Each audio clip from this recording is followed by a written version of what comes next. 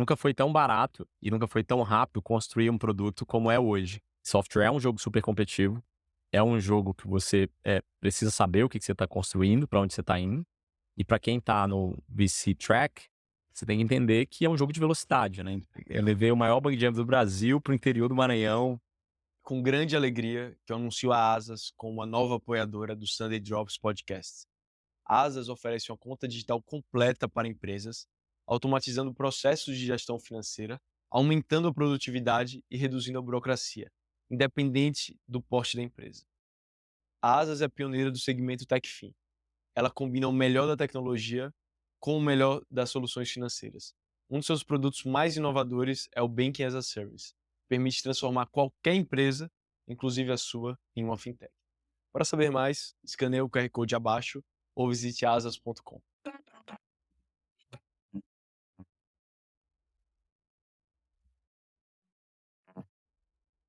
É uma honra receber hoje aqui no Sunday Drops Podcast dois amigos, Gustavo Souza, William Cordeiro.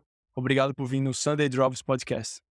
Cara, prazer todo meu. Eu que conheço o Lucas Abreu antes do Lucas Abreu.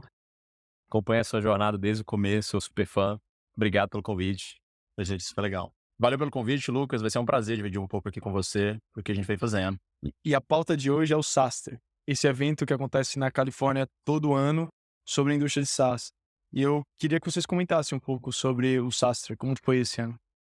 Cara, podemos começar falando o que a gente vai no SaaStr, o que é o SaaStr, você me complementa. Bora. Mas para quem não conhece, né, o SaaSholic é um fundo cuja tese, quando a gente escreveu, foi: vamos construir uma gestora especializada em empresas B2B SaaS América Latina. E aí, para quem está fazendo apenas B2B SaaS América Latina, a maior conferência de empresas nesse setor é o SaaStr. E o SaaStr nasceu como uma ideia de um cara lá nos Estados Unidos, chama Jason Lemkin, que foi o fundador do EchoSign, né? Que foi um dos primeiros players de assinatura eletrônica no mundo. Quando ele vendeu a empresa, ele decidiu reunir toda a comunidade de founders em cloud nos Estados Unidos. E para a gente, o SaaStr foi sempre a referência de o que está acontecendo de mais moderno no mundo, dentro dessa indústria, para a gente trazer para a nossa realidade. Então, acho que as primeiras idas ao SaaStr era mais entender playbooks que estavam funcionando na época para aplicar na Rock, história de Gustavo e Diego ali. E ao longo do tempo, conforme o SaaSholic foi crescendo, virou o nosso ponto de encontro para a gente levar as companhias do portfólio para mostrar onde que está a régua em termos de crescimento, em termos de métricas operacionais em SaaS, para que elas possam competir no que a gente chama de Champions League. Ela saiu do Brasileirão, foi para a Champions League e lá ela está competindo igual com as empresas dos Estados Unidos, sempre medindo as suas métricas, sempre tendo métricas como referência. Então, a gente tem um projeto ali que a gente desenvolve, já estamos no 4º ano, que a gente chama de SaaSholic House, que a gente literalmente leva os founders para uma casa, pique economias mesmo, todo mundo morando junto, dividindo o quarto, tomando café da manhã junto, trocando. Então, esse é um processo legal e virou uma tradição, né? Esse ano não foi diferente. Que animal. O ano passado eu tive com vocês na SaaSholic House e é incrível o trabalho que vocês fazem. E eu queria perguntar, como foi o SaaStr esse ano? Ô Lucas, ser bem sincero com você, quando a gente entrou no local do evento em si, a gente ficou meio perdido. Até porque, cadê aquele local daquela... Cadê o main stage? Cadê o main stage? Ah, não, é para aquele lado, é para outro lado. Aí a gente entendeu que, olha, o main stage ele não tem mais esse ano, são aqueles 2 pavilhões apenas. Aí quando a gente entrou nos pavilhões, tipo, então é só isso aqui de estrutura física? Até que a gente foi entendendo e conversou com algumas pessoas da organização e, de fato, o evento ele deu uma diminuída em termos de tamanho físico e em pujança econômica ali. Aí, conversando com o pessoal, o que foram as conclusões que a gente chegou? Uma boa parte dessa diminuição no número de eventos vem dos patrocinadores que não compareceram na mesma intensidade de budget que nos anos passados. E alguns patrocinadores icônicos nem patrocinaram mais. Cada um pelo seu motivo. Então, se a gente pegar 2 icônicos ali, o próprio Brex. O Brex hoje ele não foca mais em startups. E ele era um dos main sponsors do evento durante vários anos. A Expensify, o outro motivo, essa empresa vem sofrendo em termos de performance, a ação dela também está castigada na bolsa, não teve nenhum tipo de presença de patrocínio no evento, e era um outro patrocinador enorme. E dos patrocinadores de porte médio e pequenos também teve uma diminuição muito grande, que a gente atribui ao próprio momento do mercado, que está todo mundo focando em canais de aquisição de clientes que trazem um ROI muito claro e mensurável para a gente, e focar naquilo que tem funcionado, porque o budget está escasso até mesmo para as empresas gringas. Então, isso acabou repercutindo no porte e tamanho do evento. Só que, por outro lado, fez com que a gente escutasse português a cada esquininha ali dentro do evento. Você escutava português e vinha um brasileiro, um conhecido e tudo. Por quê? A densidade de brasileiros no evento, eu imagino que ela tenha aumentado. Eu chuto que, cara, tranquilamente umas 300 brasileiros no evento. Coisa que, sei lá, em edições anteriores era tipo 50, 60. Isso a Caramba. gente fala pelo número de inscrições em um dos side events que a gente organizou, que é o último dia de SaaStr, como foi no ano passado. A gente costuma organizar um churrasco para poder trazer toda a comunidade brasileira e fomentar essas conexões. Então, esse ano a gente organizou junto com a UOL, aceleradora lá do Rio Grande do Sul, e pelo número de inscritos, a gente já consegue ver mais ou menos ou estimar a presença de brasileiros no evento. E esse ano foi ainda maior do que no ano passado. E essa redução do tamanho geral do SaaS, do SaaStr, o que significa para a indústria de SaaS? Ela tá menor? Eu diria que nos anos passados ela passou por um inchaço artificial vindo daquele budget que as empresas captaram durante o período de Zero Interest Rate Period. O que aconteceu? As empresas em 2020, 2021 e até 2022 captaram um caminhão de dinheiro. E os departamentos de marketing tinham uma determinação de você tem que investir tanto no ano de 21, tanto no ano de 22. Aí acabou o dinheiro, fechou a torneira em 22, mas você ainda estava com o tanque cheio nessas empresas e elas já tinham feito compromissos de patrocínio, já tinham feito todos os orçamentos até o ano de 23. Chegou o ano de 23 que eles foram planejar 24, aí esses investimentos e gastos que não têm uma relação com ROI imediato para elas foram reavaliados. Eu imagino que o SaaStr tenha sofrido um bocado em função disso, mas a qualidade de conteúdo não teve nenhuma mudança. Então, o calibre dos speakers, dos participantes, era exatamente o mesmo. O que mudou é a infraestrutura física mesmo. Teve um ponto que foi até pauta no SaaStr do ano passado, também reflete um pouco disso. É o seguinte, praticamente todas as empresas SaaS que levantaram um seed round nos Estados Unidos em 2021, 2022, mais especificamente em 2021, em até 12 meses, graduaram para um Série A, sem que necessariamente a empresa tivesse the risk, a parte que você está buscando de maturidade de uma empresa Série A. Não era raro ver seed em fevereiro, Series A em julho. O que essa empresa mudou? Nada. E aí, na nossa cabeça, na nossa filosofia, o que é um seed? A escadinha ali. O que é um pre-seed? Eu estou buscando resolver um problema, ainda não sei qual que é o problema. Montei um founding team, vou encontrar uma oportunidade legal. Esse é o seu pre-seed. O seu seed round vou construir um MVP porque eu encontrei um problema, vou começar a colocar isso na frente do cliente. A gente no SaaSholic busca ver pelo menos 20 clientes não afiliados. Não vale o pai, o tio, o irmão. Você está começando a fazer o negócio andar. Depois que você provou isso, no Série A, você vai construir uma empresa ao redor do produto. Então aí é que pela primeira vez você vai construir os primeiros layers de gerência dentro do negócio. O que estava acontecendo nesse período a empresa graduava do seed para o Série A, ela se inchava desnecessariamente, você via founding teams gastando tempo com gestão de um time, mas ainda não resolveram um problema muito lá atrás de, cara, o que a gente está vendendo e para quem a gente está vendendo. Então isso no SaaStr, onde várias empresas usam como canal de aquisição de clientes, assim, cara, a cabine lá de $60 mil em 2021, 2020 vendia igual água. Esse ano já não dava para ver isso mais. E é uma característica do mercado de startups, né? Tudo é hiper correlacionado. Então, talvez um momento de super ciclo beneficie com que se venda muito mais fácil para as startups, mas um período também de queda se torna muito mais difícil. Essas empresas fica 10 vezes mais difícil talvez vender no SaaS. E aí vamos para a parte um pouco dos insights do SaaStr, né? E a gente antes conversou, a gente elaborou um pouco de alguns insights. Vamos começar de uma parte que vocês gostam muito de falar, que é a questão do multiproduto. É preciso criar ou pensar em multiproduto mais cedo do que no passado? Cara, tem um ponto interessante aqui que é, e aí o Gustavo pode trazer um pouco de complemento aqui. Bora. É, se a gente fosse dividir a indústria de SaaS no mundo, a gente tem algumas referências temporais, acontecimentos que marcam essa indústria. Então, em 1999, nasceu o que a gente conhece hoje como Salesforce. Foi a primeira empresa cloud-based a vender uma solução desafiando ali os incumbentes, Oracle, etc., que tinham soluções on-premise. Então, na minha opinião, Salesforce 99 marca o início dessa transformação do cloud-based revolution.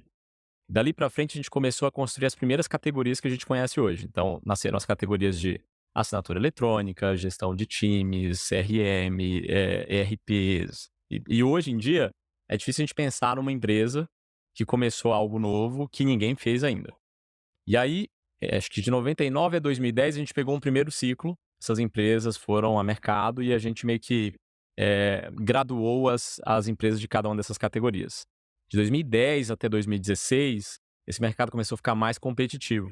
Outros players começaram a roubar montes ali, ou roubar os clientes.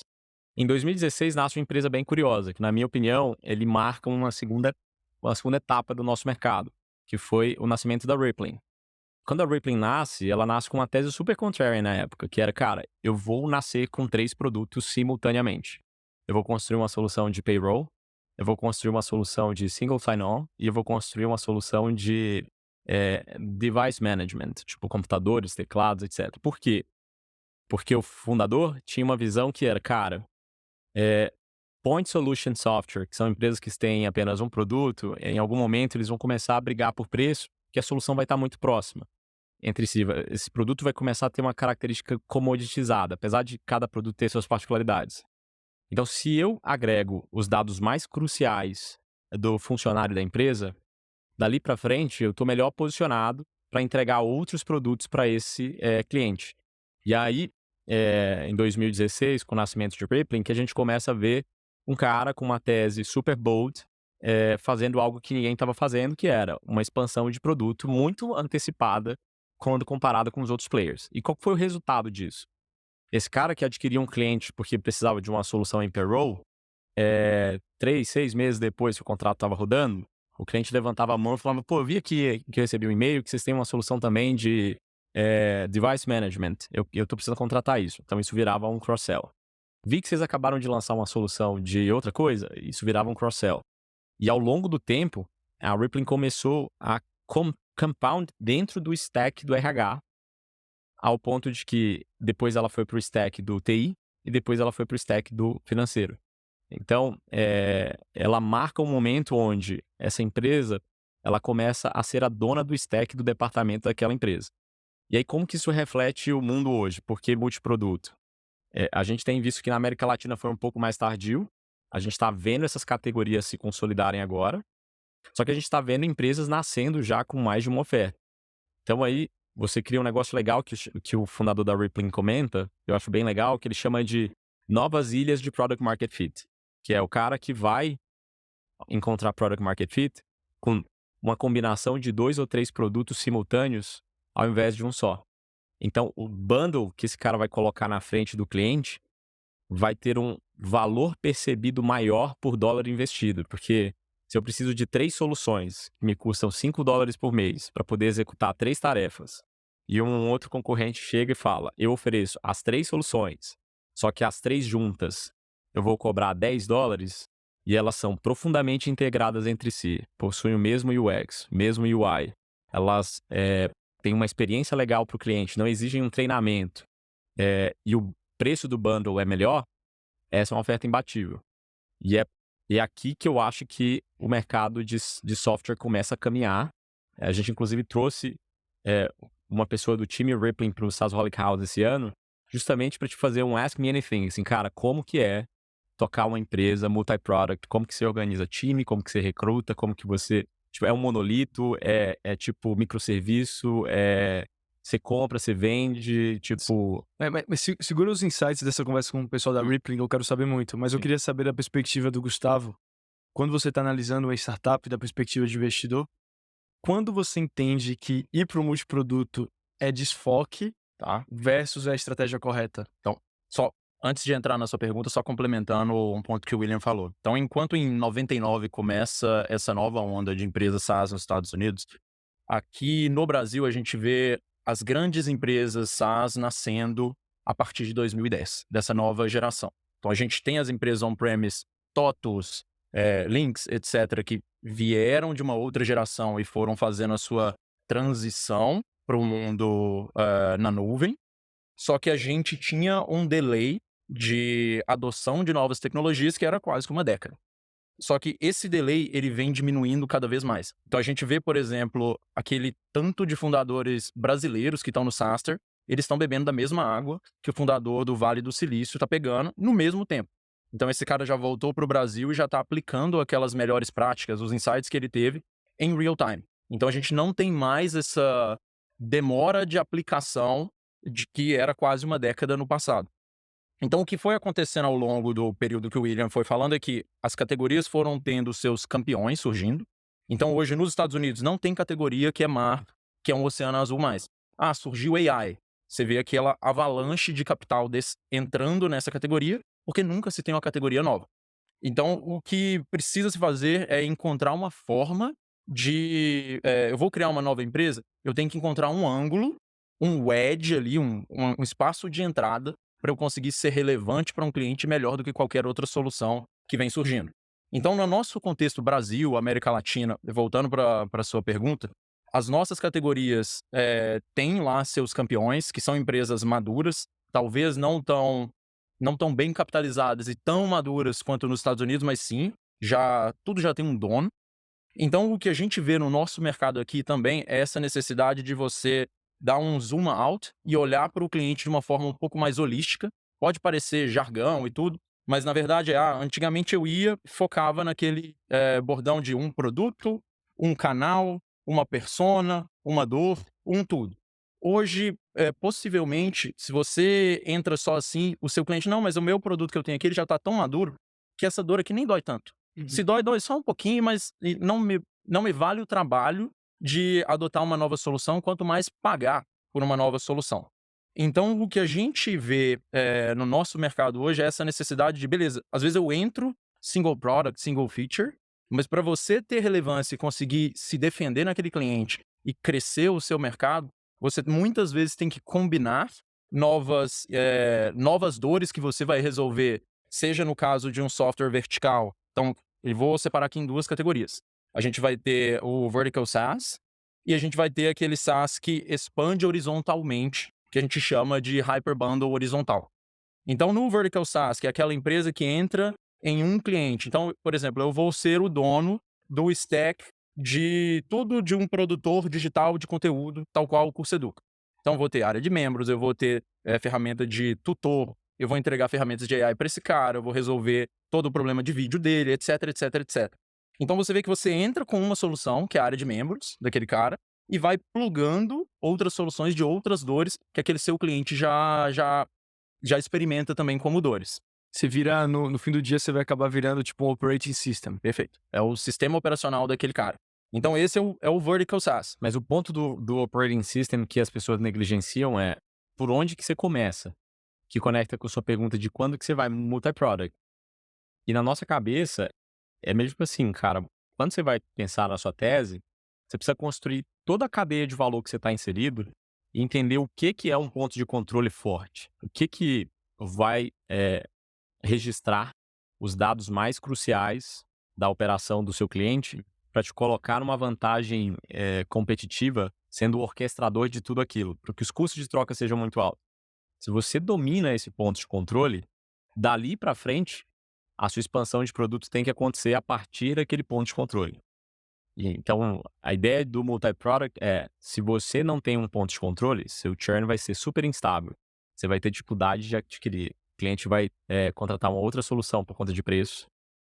E aí pode acontecer um fenômeno que a gente Você lembra quando uma frase famosa do Jeff Bezos apareceu, que era assim, sua margem é a minha oportunidade? Porque eu tenho um business aqui que é a AWS, que é super rentável, e tenho um business de e-commerce. Esse business aqui vai conseguir segurar as pontas se eu for mais agressivo e até desleal em algumas vezes, que eu tenho esse meu cash call aqui que está pagando as contas. No mundo de SaaS, hoje, você pode ter um produto, né, o seu produto vira a minha oportunidade. Porque se você é um point solution, você só tem um produto até agora, você começou a perder cliente por conta de uma outra solução, um cara que tem uma oferta complementar à sua, incluindo a sua, então ele tem 2 ofertas além da sua principal, esse cara pode canibalizar essa sua oferta para adquirir o cliente e depois monetizar ele com outras ofertas. Então esse que é o ponto de quando que você vai multi-product? Quando você percebe que ter apenas um produto na prateleira não é mais o suficiente para sustentar taxas de crescimento aceleradas. E o que é uma taxa de crescimento acelerada? Para usar um rule of thumb, se você tem menos de 10 milhões de dólares de ARR, se você está crescendo menos de 6% mês a mês, e você já levantou VC dollars, e você bateu na parede, não consegue crescer mais do que isso, pode ser um grande indicador de que você precisa de mais um produto na sua prateleira para poder fazer uma expansão dessa conta do seu cliente. Tanto para expandir, quanto às vezes também para defender o seu próprio churn. Aí uma anedota que a gente viu conversando com um empreendedor nos últimos meses, caso real. Ele tem ali uma ferramenta que ele entrega para um departamento de uma empresa de perfil específico. Aí um cara do mercado dele, que tem um RP e foi entregando outras features e outros módulos também laterais ao RP, criou um módulo que é basicamente uma cópia do que ele entrega para aquele departamento dele. Então até as caixinhas de dúvida e de apoio ao cliente eram iguais. O que acontece? Esse cara que tem um software mais abrangente vai batendo na porta dos clientes dele e vai vendendo uma solução que inclui RP, módulo X, A, B, C e o módulo daquele cara copiado pelo mesmíssimo preço que aquele player específico do módulo específico vendia. O competidor dele entrega tudo de uma vez. Então, acaba sendo uma competição desleal quando você vê um single product competindo com um multi-product que entrega um produto bom, de verdade. Então, não adianta também só fazer produto por fazer, falar que tem, porque o negócio tem que funcionar e tem que ter uma coesão dentro do seu stack ali. Então a derivada que eu tô tirando dessa questão do multi-product é que é exatamente o dilema da rainha vermelha. Hoje você precisa ter um produto talvez 2 vezes melhor para chegar no mesmo nível de resultado. Você precisa ser multi-product para conseguir ter crescimento, porque a exigência do cliente é muito maior do que foi no passado. E aí tem uma cereja do bolo, para deixar a vida do empreendedor ainda mais difícil, que é AI, né? Tava fácil. Até agora não falar de AI nesse podcast tá meio estranho, mas o ponto é, nunca foi tão barato e nunca foi tão rápido construir um produto como é hoje. Então, 10 anos atrás, para você construir um outro produto, um standalone, literalmente um produto, não uma feature, era bem mais caro, era bem mais complexo, requeria bastante investimento, etc. Hoje você tem muito mais facilidade para poder fazer isso.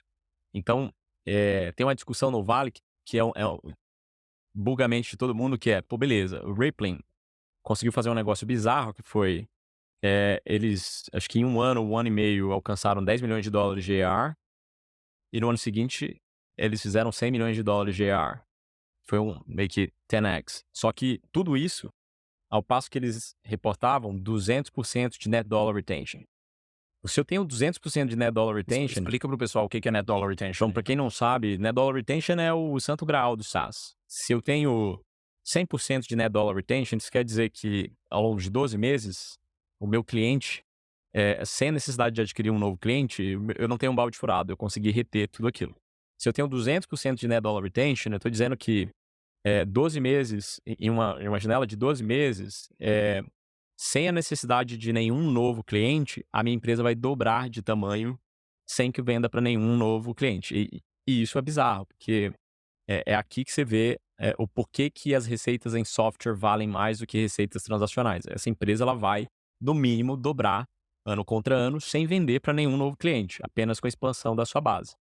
Então, esse caso de Rippling ficou muito conhecido no Vale, voltando agora para o ponto, porque se a empresa consegue ter um nível de eficiência muito maior, que o CAC já foi pago quando o cliente entrou e agora eu estou expandindo para outros produtos, então a pergunta que meio que para todo mundo é: a Rippling, que já levantou quase $1 bilhão, levantou $1 bilhão porque é multi-product? Ou ela é uma empresa multi-product porque levantou $1 bilhão? Porque é difícil pra caramba. E aí o parênteses que eu gosto de fazer é não. Quando o VC fala, pô, você tem que ir multi-product, é assim, é assado, não é porque é fácil, é difícil. Tipo, é mais fácil falar do que fazer, mas é pra onde o mercado tá caminhando. Sim, você já tem um CAC amortizado, você já tem o cliente, você já tem um domínio desse cliente, é uma das melhores maneiras de você alavancar o LTV dele. E falando de AI, quais foram as convicções que vocês fortaleceram ou que vocês repensaram a partir do que vocês viram sobre AI no SaaS?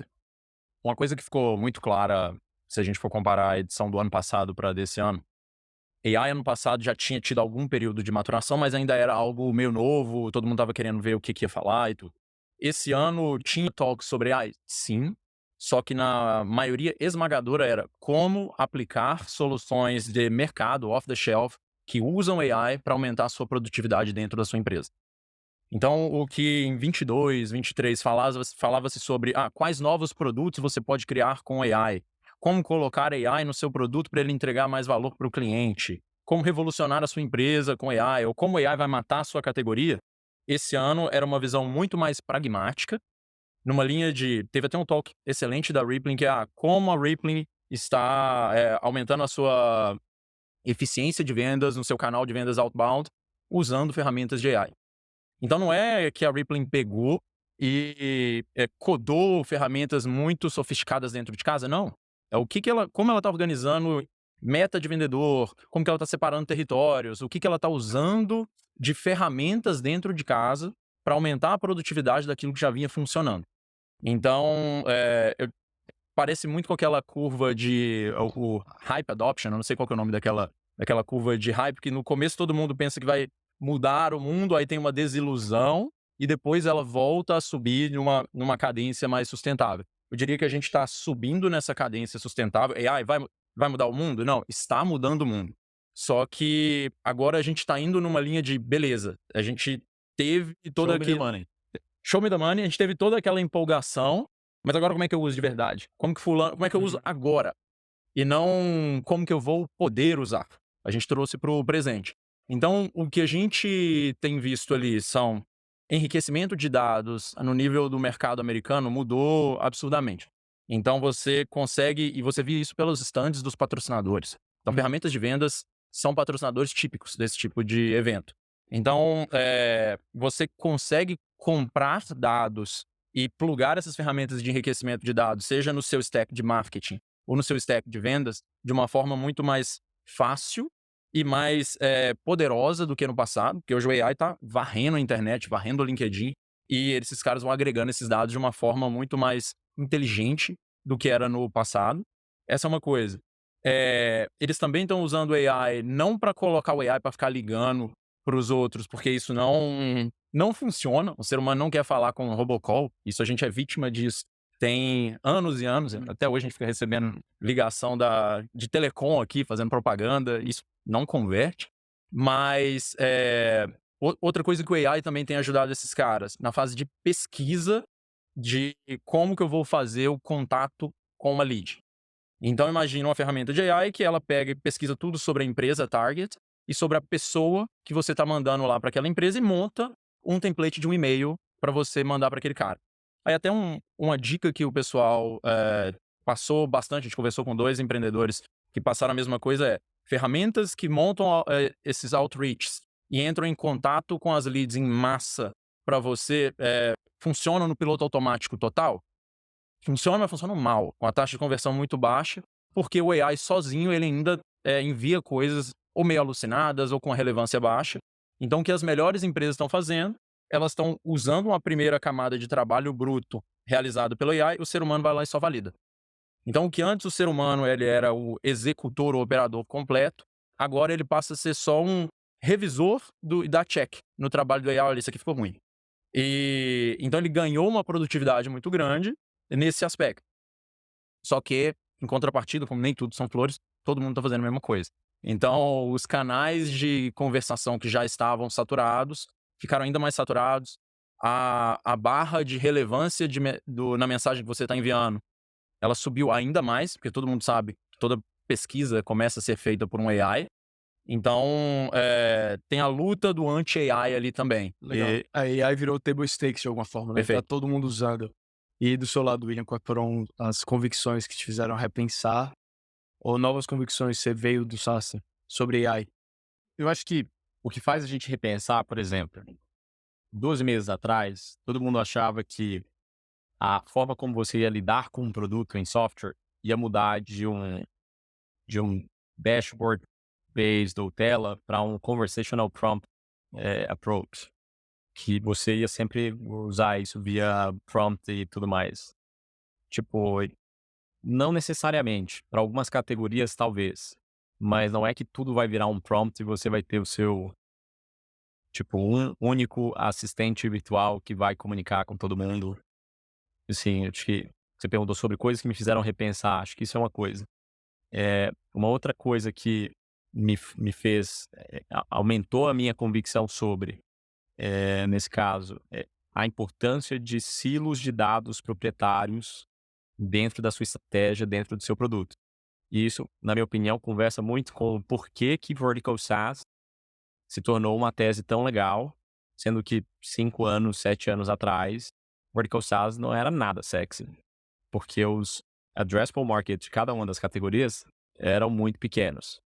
Mas o que mudou nessa história?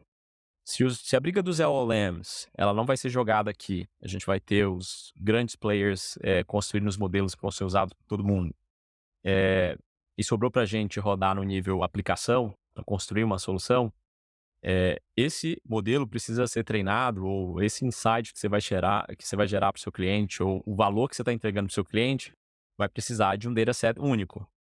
Se você tem um dataset único, você vai conseguir entregar um valor que o OpenAI ou que qualquer outro modelo, o seu concorrente, não vai conseguir. E então, essa tese ela funciona perfeitamente com o Vertical SaaS, porque a tese de todo o Vertical SaaS deveria ser: eu vou fazer uma integração vertical de uma indústria inteira, começando por um problema pequeno, ganhando essa categoria, estendendo os meus produtos para outras dores complementares e depois entrando dentro da cadeia de valor ao ponto de resolver os problemas dos clientes dos meus clientes.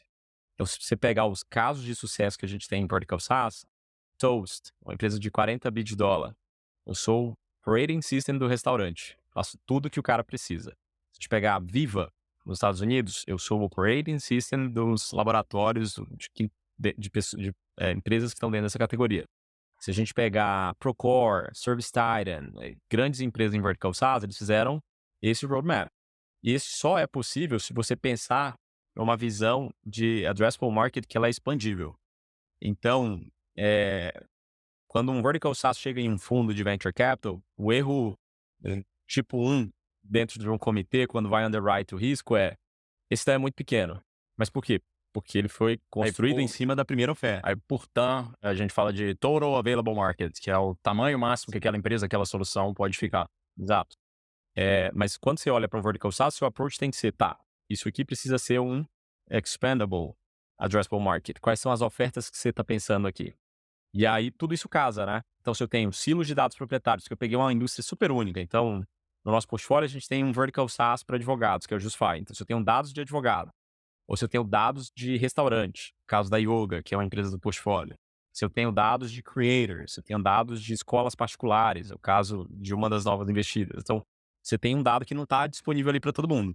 Agora eu vou encontrar um ponto de controle para que seja muito difícil me trocar, e a partir desse ponto de controle, eu vou expandir minha oferta de produtos até eu me tornar o stack completo desse cara para tudo. Então, o Vertical SaaS é um jogo de Monopoly dentro de uma indústria inteira. Horizontal SaaS é uma tese de crescer share of wallet dentro de um departamento que você escolheu. Então, tem que ser o dono do stack do RH, o dono do stack do IT, vendas, marketing, jurídico e por aí vai. Eu diria até que a evolução do multi-product no horizontal é você pegar um departamento core e pegar os departamentos ao lado dele. Então tá lá o IT conversa muito com o RH. Eu tenho que ir dominando essas duas áreas. Se eu ficar em um só, passa a ser, aqui lá é a ferramenta do RH. E cria uma pecha que depois o departamento de IT não vai querer consumir uma ferramenta sua. Então o jogo ele vai ficando cada vez mais dinâmico dentro desse cenário horizontal também. Pô, super interessante. E aqui, movendo para o próximo insight, no ano passado eu escrevi um artigo sobre o SaaStr e Ficou animal.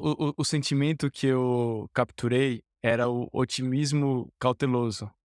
Então, eu lembro que no ano passado existia um otimismo, acho que até por ter surgido uma nova tecnologia como AI, mas era cauteloso, porque os dados de mercado ainda traziam muita incerteza. Qual o sentimento que vocês estão saindo esse ano? O otimismo cauteloso se mantém ou é outro sentimento? O otimismo cauteloso que você viu em 2023, na minha visão, ele se mantém. Então, a gente não tá naquela euforia que aconteceu em 2020, 2021. E o sentimento de cautela, talvez ele tenha sido superado por um otimismo pragmático. Que, se eu for colocar em 2 palavras, que agora que você me provocou para pensar. Então, tudo o que a gente via sendo feito é o que está funcionando agora? Como que eu consigo aplicar agora? E não só aqueles planejamentos de como o AI vai mudar o mundo, etc, etc. Mas, na sua visão, como que você viu isso aí também, Will? Eu vejo, tipo assim, quando eu penso nessa pergunta, lembra quando lançaram 2 filmes, que era Barbie e Oppenheimer? Sim. Tipo assim, o evento desse ano, ele mostrou que SaaS é um jogo difícil.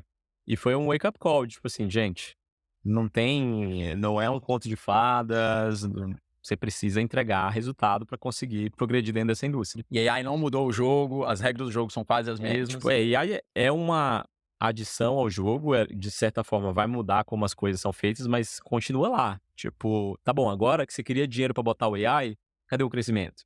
Se você não cresceu, não justificou. Cadê o ganho de produtividade, né? Então eu acho que foi meio um wake-up call de, cara, a indústria de software é uma indústria difícil. Eu tô lendo agora um livro, eu recomendo para quem tiver interesse, chama Software, que é a biografia do Larry Ellison, que é o fundador da Oracle. Cara, em 1985, o cara já tava falando de multiproduto. Tem um período que eu grifei, ele falou, cara, a gente não pode achar que Oracle vai ser um single product company, então a gente não vai conseguir viver. Só que a tecnologia não estava lá. Para esse cara montar um produto naquela época, ele tinha que mover uma montanha. Então, o ponto aqui é, software é um jogo super competitivo, é um jogo que você precisa saber o que você está construindo, para onde você está indo. E para quem está no VC track, você tem que entender que é um jogo de velocidade, né? Então, eu acho que esse foi meio que o resultado do SaaStr desse ano. Tá lá, o conteúdo é muito legal, as oportunidades estão lá, mas não dá pra, como que fala? Acho que tubarão que, sei lá, camarão que dorme, a onda leva, sei lá. O camarão que dorme, a onda leva. É isso. Legal. Boa. E esse ano foi um ano marcante para a indústria de SaaS por algumas razões, e dentre elas a dificuldade de vender. Então, se você olhar, esse ano foi pela primeira vez a Salesforce computou crescimento anual menor que 2 dígitos. E essa foi a realidade de boa parte das empresas públicas, né? Então, acho que tem 18 meses que é um período mais difícil. Tá mais difícil vender, e isso a gente vê até nas conversas com empreendedores. E eu queria escutar as percepções de vocês sobre esse statement. Sim, então é um fato que está mais difícil vender, isso a gente vê pelos reports de resultados dessas empresas listadas, que são um proxy do que está acontecendo no mercado. Mas se a gente for voltar 2 anos para trás, havia um sentimento no mercado que agora você não precisa mais de contratar um SaaS vertical ou a Salesforce ou etc. Porque com AI você vai construir software na velocidade da luz e os times internos de TI vão conseguir criar as aplicações para suas empresas moldadas para as necessidades próprias. Isso se materializou? Não. Você viu algumas integrações sendo feitas muito mais rápidas, algumas microaplicações sendo feitas dentro de casa no cenário americano. Quando a gente traz aqui para o contexto Brasil, em que times de TI, é TI mesmo, é mexer em cabo e tem pouca capacidade de programação, isso não aconteceu. Mas mesmo assim, essas empresas estão crescendo menos, e eu diria que é muito mais um fenômeno macro do que essa premonição de que isso aconteceria por causa do AI.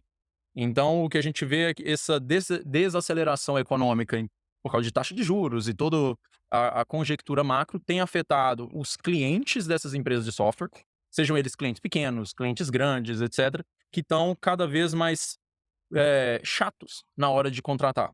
Então, antes o cara que contratava no estalar de dedo porque velocidade era a regra do jogo, agora é eficiência, é savings que esse cara está buscando.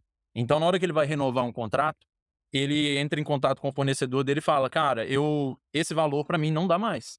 Eu tenho uma meta de savings que eu tenho que bater, que está muito agressiva vindo de cima para baixo, e ou você me ajuda ou eu troco de ferramenta.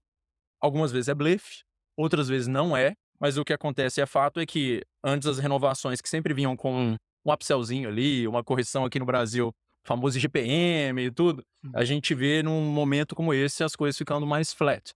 Porque o leverage está muito mais no lado, na ponta do consumidor, seja ele B2B ou B2C, do que estava no passado, que estava mais na ponta do vendedor que sabia que todo mundo tinha urgência e uma euforia. Muito bom. E como vocês estão vendo, acho que uma das coisas mais legais de ir para um evento como esse é que você sente a temperatura do que está acontecendo, especialmente no fundraising. E partindo das conversas que vocês tiveram lá na Califórnia, como está a temperatura de fundraising no early stage e no late stage? Pode falar um pouco sobre o estudo que a gente fez? Olha, então assim, a gente tem, é meio freak aqui de dados de empresas SaaS pra gente conseguir comparar e entender, cara, se as empresas estão indo abaixo da média, na média ou acima da média. Então, esse ano a gente publicou um estudo, o link vai estar em algum lugar, Você vai nos comentários. que se chama State of SaaS Latam, que foi um estudo que a gente contou com a participação de vários fundos, de várias empresas, foi super legal. Inclusive especialistas como o Lucas Abreu. Tinha muita gente envolvida, muita gente boa, com o intuito de entender como que o mercado estava nesse momento, olhando para as métricas operacionais em SaaS. E esse estudo ele foi legal por quê? Porque quanto mais popular ele fica, mais ele mostra o que é crescer rápido, o que é crescer na média, o que é crescer acima da média. O que é o top decile em termos de crescimento. E o que a gente viu dentro desse estudo? Que um top decile B2B SaaS company na América Latina é um cara que sai de 0 para $1 milhão de ARR em, acho que 19 meses, era mais ou menos esse o número. Esse é um cara que geralmente tem uma relação LTV/CAC acima de 5 vezes na média, comparado com um peer americano que é 3,5 vezes, ele é menos eficiente. Então, as empresas latino-americanas, as melhores empresas, então deixa eu corrigir, as melhores empresas da América Latina são mais eficientes do que as melhores empresas nos Estados Unidos. É porque o dinheiro é mais escasso? Pode ser que sim, mas pode ser que a oportunidade aqui é mais interessante. Agora, como que isso conecta com o mercado lá nos Estados Unidos e a temperatura de como que as coisas estão? Cara, tá muito difícil o mercado. Difícil porque, se você é um investidor de série A, depois da correção, você conseguiria segurar um pouco a mão e tentar encontrar uma empresa pré-série B, ou às vezes uma empresa série B, em termos de série A. E isso é muito mais favorável. Então, ao mesmo tempo que em 2021 todo mundo graduava para série A, agora a gente tem uma pressão muito grande em termos de métricas para essas empresas graduarem. O que a gente tem de referência dentro do nosso dataset? Para você conseguir levantar um série A top quartile nos Estados Unidos, você precisa ter pelo menos 3, 4 milhões de dólares de ARR. Se você está vendendo para o SMB, o ideal é que você tenha pelo menos 100% de NRR. Você precisa faturar 20 milhões de reais. Essa vai sua estimativa. crescendo igual... Pelo menos dobrando ano contra ano. Dobrando ano contra ano. Pelo menos. Com a receita, com um net dollar retention acima de... Se você vende para o SMB, pelo menos 100%. Se você vende para um cliente um pouco maior, 110%, 120% é o esperado. Mas isso é o esperado para o top decile. Aqui eu tô falando do top quartile, não tô falando da mediana, tá? Então, se você tá dentro desse jogo, vou dar um exemplo. Você tem 3 a 4 milhões de dólares de receita anualizada. Você está crescendo mais de 6% mês a mês. Seu NRR é 110%. Você está num mercado muito grande, você tem condições de ir para os Estados Unidos e levantar um top quartile Series A round, que vai ser algo entre 6 a 10 milhões de dólares, no valuation de 40, 50 milhões de dólares post-money. Assim, mesmo com essas métricas, o mercado está super cético com a liquidez da América Latina. Então, assim, se você tem essas métricas, você é um americano e está operando nos Estados Unidos, esse serial vai acontecer. Se você tem essas métricas e está operando no Brasil, o cara vai falar, animal, gostei das suas métricas, do caralho que você fez, mas e as oportunidades de liquidez da América Latina? Para quem que vai vender? Para onde que vai? E aí, eu sempre falo para os founders, você tem que jogar um desconto ainda, você precisa de uma gordurinha a mais. Ao invés de 4, talvez vai sair com $5 milhões de ARR. Ao invés de 100% de NRR, você tem que chegar em 110, 120. Ao invés de estar dobrando ano contra ano, talvez você deveria estar triplicando ano contra ano. Essa é a realidade em SaaS. Só dando um pouco mais de contexto, por que a realidade de hoje é assim? Pensa que esses fundos que investem em empresas da América Latina, apareceu Covid, logo depois veio aquela abundância de capital por causa de taxa de juros zero, e eles olhavam para o mercado americano, aqui no mercado americano tá tudo crowded. Eu vou começar a olhar para o mercado internacional, e num mundo agora mais dinâmico, em que a gente não precisa de estar fisicamente para fazer negócio, eu consigo estar em qualquer lugar do mundo, todos os outros mercados também vão gerar oportunidades que a gente consegue ter unicórnio em todas as categorias, em todas as geografias. Então isso era meio que uma crença uníssona na indústria de VC. Aí os fundos foram loucamente investir em empresas no Brasil, na Colômbia e tudo quanto é país que eles não estavam tão acostumados a investir. O que aconteceu nesses investimentos desde 2020 e 2021? Eles entraram naquelas empresas que eles tinham mais familiaridade, porque o fundador tinha feito MBA com um colega, um amigo deles, ou então era a empresa que estava todo mundo investindo nela. A Tiger entrou, eu vou entrar também. E então, na prática, eles investiram em empresas que estavam com valuation hiperinflado, e na hora que o mercado corrigiu e esses gestores e os investidores desses fundos começaram a olhar para esses investimentos de América Latina que eles fizeram nesse período, eles olharam, opa, a gente só entrou em coisa cara aqui, só entrou em coisa que o preço não condiz. A América Latina nem é tão legal assim, nem é tão interessante assim. Porque eles acabaram fazendo investimentos na pressa, que não eram os investimentos mais acertados, e agora estão mais cautelosos com a geografia. Então esse é um fator. Também, além de liquidez, tem esse trauma dos investimentos na geografia. E pensa que para eles está mais difícil também captar. O mercado americano está num crunch também. Você volta a fazer o básico, é back to the fundamentals, e eles têm essa pressão vindo dos investidores deles também de, tá, beleza, você está falando que você está olhando oportunidades em outros mercados e tal, mas está cheio de oportunidade de AI ou de aplicações que tem AI embedded aqui nos Estados Unidos e a gente não está olhando. Então, a barra deles para investir em América Latina está mais alta. Então, ou coloca-se isso no desconto, ou na gordura, porque a empresa, ou eu sou maior do que meus peers americanos para levantar o mesmo Series A. Então, todos esses fatores acabam carregando esse fenômeno que o William trouxe. Eu acho que se a gente fosse wrap up o negócio, o Série A, o top decile Series A nos Estados Unidos, para o empreendedor brasileiro, requer um pouco mais do que para o empreendedor brasileiro. Um bocado mais para a gente aqui. Bastante. Eu acho que não é a verdade para uma tese de consumer ou para uma tese de marketplace, uma tese que não é B2B SaaS, porque tem menos comparáveis. Então, nesse sentido, não vou chamar de mágica do número zero, mas acho que a tese acaba te ajudando a fazer isso. Mas, sem dúvidas, você precisa mostrar crescimento. E aí, o que vem depois, né? Se você levantou um Série A, esse investidor está esperando que você triplique a empresa. Se você levantou um top decile Series A, não é o crescimento de 6% mês a mês, é 9%, 10% mês a mês para continuar fazendo sentido essa jornada, né? Então, acho que outra dica que eu daria também, que vale muito a pena, um insight. Não tente se vender como fulano de tal dos Estados Unidos na América Latina, porque nesse momento, qual que é a conta que o VC faz? Bom, se o fulano de tal fez um IPO dando tudo certo a $10 bilhões, logo o seu potencial é $1 bilhão, porque o seu mercado é 1/10 do mercado dele, logo usar a estratégia de somos XYZ no Brasil acaba capeando o seu potencial e escondendo, colocando dentro de um mesmo saco as particularidades do seu negócio que fizeram o seu negócio algo único. O David Vélez não falou que ele era o Chime da América Latina, ele falou que ele era o Nubank.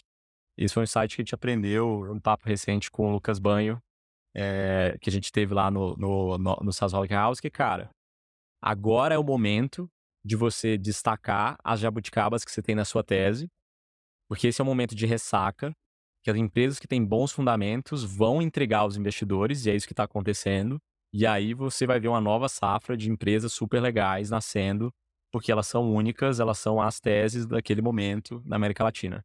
E até unificando isso com o relatório do Atlântico, tem muito esse ponto de que a dinâmica de mercado, a estrutura do mercado, ela muitas vezes importa tão quanto o addressable market. Sim. E na América Latina, se a gente for ver, por exemplo, em termos de rentabilidade dos bancos, das seguradoras, ela é superior a qualquer outro lugar do mundo, por causa das dinâmicas de mercado. Se a gente for olhar o case do iFood, do Nubank, ou do Mercado Livre, mostra que você consegue se tornar dominante na América Latina, você tem a capacidade de capturar mais e mais fluxo de caixa futuro. E sobre o late stage market, né? Tá mais difícil hoje da perspectiva como está a temperatura em relação a uma empresa levantar capital na Nasdaq. Cara, teve um painel que foi muito legal no Sasser, de uma gestora que se chama Meritech. Vale a pena confirmar, Conteúdos são incríveis. conferir. Meritech/benchmarks. Eles têm uma planilha de benchmarks que eles atualizam em tempo real. Acho que os insights legais do papo foram: a gente tem um backlog de empresas IPOáveis, maturidade para IPO e Nasdaq, gigante. São muitas empresas muito boas. Do mundo inteiro. Do mundo inteiro, que sobe a barra bastante. O Stripe, OpenAI, Não tô nem falando, isso aí é o filé mignon. Mas, tipo assim, o cara muito ruim dentro desse backlog tem 500, 600 milhões de dólares de ARR, 110% de NRR, tá crescendo tipo 60%, 70% ano contra ano. Então a barra tá muito alta. E aí o que foram os dados interessantes que eles trouxeram? Quando você olha Rule of 40 dessas empresas que são candidatas, Rule of 40, para quem não conhece, é uma métrica que você usa para medir o seu crescimento ano contra ano, mais a sua margem EBITDA do período. Você soma as duas, se ela é maior do que 40, é que você está fazendo o mínimo esperado para um fundo de growth. Então, se você cresceu 50% no ano, mas teve um resultado menos 20%, seu Rule of 40 foi 20 nesse caso, então você mandou mal. Se você cresceu 60%, o resultado foi menos 20, 40, beleza, esperado. E se você olha essa safra das empresas que estão considerando, o Rule of 40 está 32, está abaixo do benchmark. E aí o que isso mostra? Que a barra está muito alta para poder fazer um IPO, né? Outro dado legal que eles mostraram os investidores estão buscando muito mais eficiência das empresas que estão se candidatando ao IPO do que crescimento nesse momento. Você tem que ter os dois, idealmente. Eles conseguiram construir um threshold novo de o que é o mínimo de receita esperada para você começar a sonhar fazer um IPO. Então, cara, se você tem menos de 450 milhões de dólares de ARR, Nasdaq não é o momento. E aí é uma reflexão pra gente como investidores na América Latina, né? Cara, para você chegar em 2 bilhões e meio de ARR, você tem que ter construído um negócio realmente excepcional. Então a barra tá alta, não quer dizer que não dá para alcançar. Historicamente, leva um pouco mais de tempo para você contar essa história em SaaS, mas a oportunidade está aí. Por quê? Porque as empresas são únicas dentro das jabuticabas que a gente tem no nosso mercado. O que a gente tem visto também são empresas que, hoje, vamos lá, gigantes como Clio, no mercado de low-tech na América do Norte. Esses caras já estão no mercado há 10, 12 anos. A empresa 16 anos. 16 anos. E eles ainda não têm porte para fazer um IPO na atual conjectura do mercado. Acabaram de fazer uma rodada enorme, 600, 900 milhões de dólares. Só que a dinâmica que a gente está vendo acontecendo são secundárias nas ações dessas empresas. Então, imagina que um fundo que investiu há 16 anos atrás, 12 anos atrás, esse fundo precisa fechar. Então, esses fundos estão vendendo as participações deles para outros fundos ou fund of funds que têm dentro do mandato deles fazer essas compras secundárias. Então, o nosso mercado de SaaS e tecnologia depende sim de IPO para a gente conseguir ter uma liquidez definitiva ali para os investidores, mas enquanto essa janela tá mais estreita para esses IPOs acontecerem, o mercado financeiro ele usa de ferramentas auxiliares para que ele não fique parado. Porque essa dinâmica de cumprir com mandatos de fundos que é um acordo com os investidores, ela tem que acontecer. Aí o William tocou num ponto também, voltando aqui para o early stage, que acaba sendo... Mas sabe um ponto que conecta com o seu, que é um negócio super intrigante? Em 2021, a gente teve a menor taxa de juros da história do Brasil, 3% ao ano. Nos Estados Unidos era 0,1%, 0,2%. Zero. O dinheiro nunca foi tão barato. Muitas empresas captaram bastante dinheiro e tudo bem, esse era o cenário que a gente tinha naquele momento. Só que o que acontece? Passa um tempo, a nossa taxa de juros sobe. O crescimento das empresas não acelera.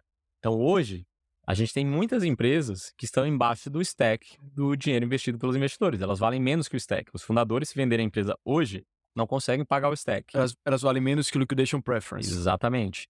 Então, quando você olha o nível de receita dessas empresas, entendendo o backlog contratado de empresas IPOáveis que a gente tem hoje em Nasdaq, se a gente assume que a única forma de limpar o liquidation preference, essas empresas acessarem o mercado, quantos anos ainda falta para que essas empresas alcancem 2 a 3 bilhões de reais de ARR para que elas consigam limpar o liquidation preference? E esse ato que a gente tem agora é um baita de um desafio, assim, no mercado. Aí voltando, pegando uma coisa engraçada desse período que a gente vê algumas empresas também, que é o CDB Profitable, que a gente brinca aqui. Foram empresas que captaram muito ali em 2021. Algumas delas queimaram dinheiro ou conseguiram crescer ou não. Outras foram investindo dinheiro e viram o crescimento não está vindo. Então eu vou investir de uma forma mais cautelosa e pausada e ainda tem um caminhão de dinheiro em caixa. O que eles estão fazendo com esse dinheiro? Tá ali investido no CDB, numa renda fixa. E algumas empresas hoje estão profitable, não porque elas cresceram muito sua receita, mas sim porque essa renda, essa receita financeira delas equilibra as contas. Isso é uma loucura. E aqui indo para a parte final do podcast,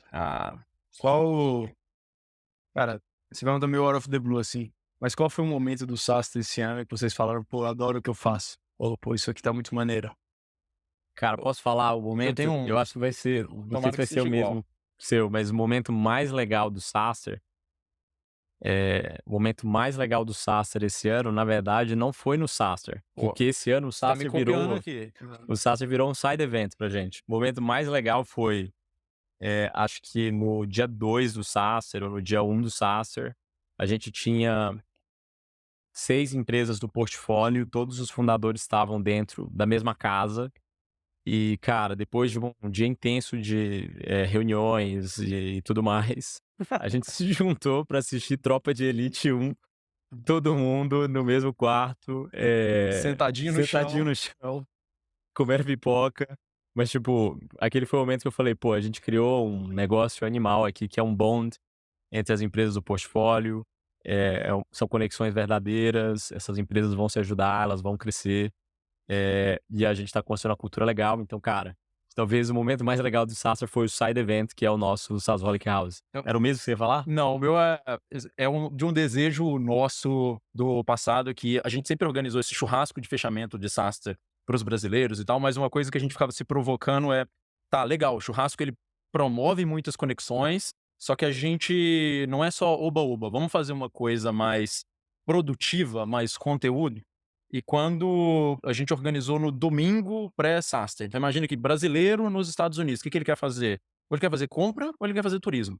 E no domingo pré-SaaStr, a gente conseguiu com que todo mundo da casa ficasse com a gente lá o dia inteiro para uma agenda densa de, primeiro, só os fundadores dividindo os detalhes e particularidades, e principalmente desafios que eles têm nas empresas deles, e eles resolvendo e se ajudando ali.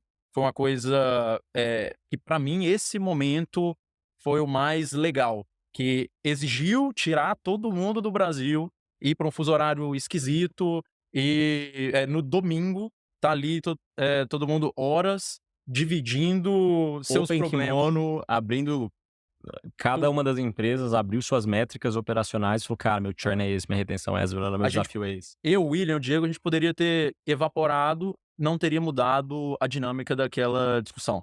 Então, ver que esse grupo ele gera valor para si mesmo, para mim foi o momento mais gratificante do SaaStr. E espero que ano que vem a gente consiga repetir esse. Eu não vou nem falar para subir a barra não, porque Mais legal do que o pessoal gritando, não vai subir ninguém. Pô, que maneiro. Aí você me E a última pergunta. Cara, qual foi uma lição que no momento que você teve foi uma puta porrada, mas hoje, de alguma forma, você é grato por ter tido ela, porque te fez alguém mais forte? Cara, acho que uma lição que eu carrego, acho que você deve ter acompanhado de longe, mas na época da faculdade, eh, tipo, quando eu fazia faculdade ainda na GV, pra quem não sabe, A gente fez faculdade de somos contemporâneos, a gente se conhece muito antes estudou na GV juntos. Ele virou o Lucas Abreu e eu tô aqui tentando fazer alguma coisa. Mas ele era o Araca, Na né? época ele era o Araca. Ele, Então, era assim, que ele é de Aracaju. Uma coisa que eu fazia era, pra rodar o meu budget do ano, eu fazia festas, eventos. E, eh, e aí eu fazia um Réveillon que era super popular. E esse Réveillon sempre cresceu, cresceu. E teve um ano que eu falei, vou fazer uma festa no meio do ano. E eu lembro que eu tinha dado um all-in nesse evento. Cara, foi um fracasso em todas as dimensões possíveis. Assim, um prejuízo enorme na época, mas acho que meus pais, né, no caso meu pai principalmente, falou: "Cara, eu não vou te ajudar com um centavo pra você fazer isso, você vai se virar pra pagar isso". Mas na época foi sei lá, um grande baque, assim, era: "Cara, e agora pra poder resolver tudo isso?". E aí como que isso foi se construindo depois, acho que meio que moldou um pouco o jeito de pensar com escassez, de: "Cara, beleza, faz coisas diferentes, mas faz isso de forma calculada, não, sabe, todo mundo vai errar, tipo, faz parte do processo, mas não deixa isso te impedir". E passou, e depois eu paguei todas as contas, e acho que isso é muito parte do dia a dia de um empreendedor, né, as coisas podem dar muito errado, mas estar próximo de gente para te aconselhar e falar: "Cara, tem um caminho", pode fazer total diferença. o William era um empreendedor de festas tão agressivo que ele chegou a levar um bungee jump pro Réveillon de Açailândia. Eu levei o maior bungee jump do Brasil pro interior do Maranhão, cara, receita pra dar errado, né, mas era diferente. Esse aí deu lucro ou esse aí foi do prejuízo? Esse foi que eu apanhei igual cachorro na rua. Meus caros, muito obrigado pela participação. Prazer foi todo. Obrigado. Com certeza quero recebê-los em outras oportunidades. No próximo ano, na Casa Sassolic no Aí sim, Saster. vambora. Estaremos lá gravando ao vivo. Vamos fazer um puxadinho pra você ali. É isso. E Sunday Drops. Quem sabe até lá a gente não investe em uma empresa sua, hein, Lucas? vamos ver. Esse é o jeito mais fácil. Eu quero estar nesse Open Kimono. Mas, mais uma vez, muito obrigado. Pessoal, sigam o William, sigam o Gustavo no LinkedIn, sigam a Sassoli, que eles também estão sempre produzindo conteúdos muito legais. Curta, siga e compartilhe também o Sunday Drops. É isso aí. Valeu! Como eu anunciei no começo do podcast, a Asas é a nossa nova apoiadora. Se você tem uma empresa e você vê a possibilidade de criar um produto financeiro para os seus clientes, você deveria conferir a solução de Banking as a Service da Asas. Ela pode ser a solução para você construir a sua própria fintech. Para saber mais, acesse o site asas.com ou escaneie o QR Code abaixo.